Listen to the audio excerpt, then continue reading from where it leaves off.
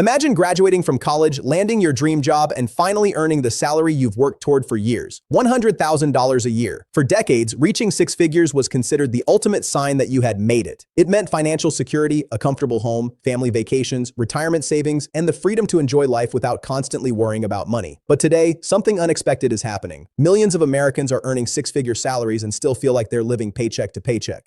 They aren't buying yachts or flying on private jets. They're simply trying to pay their mortgage, afford groceries, cover childcare, and save a little for the future. So what changed? Why does a salary that once symbolized wealth now feel surprisingly ordinary? Meet Sarah. She's 34 years old and works as a marketing manager in Seattle, earning about $118,000 a year. On paper, she looks financially successful. Friends assume she's doing well, and her salary certainly sounds impressive.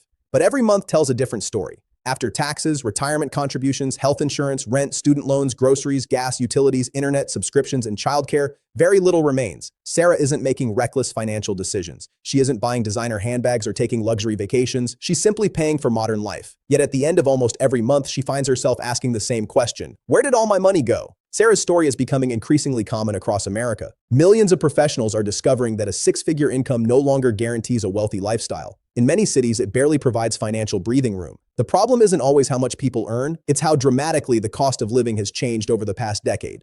Start with housing.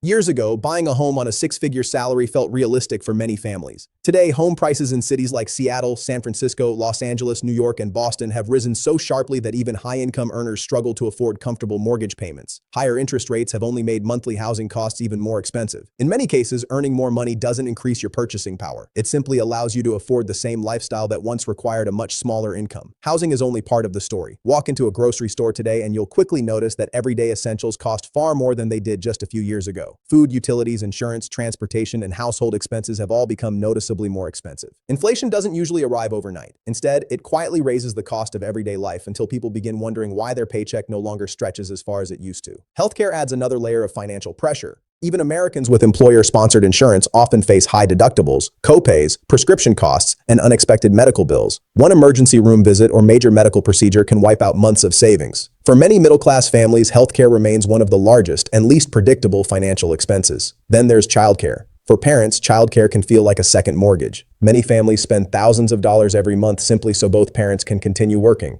Ironically, earning a higher salary often comes with demanding careers that require full-time childcare, creating another major expense that quickly consumes additional income. But rising costs explain only part of the problem. The other part is psychological. Human beings naturally adapt to better circumstances, a phenomenon psychologists call hedonic adaptation. When someone earns $50,000 a year, they often believe making $100,000 will eliminate their financial stress. But once they reach that milestone, expectations quietly rise alongside income. A nicer apartment becomes normal. Better restaurants become routine. A newer car feels reasonable. Vacations become expected instead of occasional rewards. None of these upgrades seem extravagant on their own, but together they permanently increase the cost of everyday life. This is called lifestyle inflation, and it's one of the biggest reasons higher income doesn't always create greater wealth. Every raise feels exciting at first, but within months, higher expenses often absorb the extra income. Before long, the bigger paycheck feels completely ordinary and the cycle begins again. Social media quietly makes this problem even worse. Every day, people scroll through carefully edited snapshots of luxury vacations, beautiful homes, expensive cars, and picture-perfect lifestyles. Whether those purchases were made with cash or financed through debt is impossible to know, but the comparison still influences spending. Instead of asking, "Can I truly afford this?" many people begin asking, "Why don't I have what everyone else seems to have?"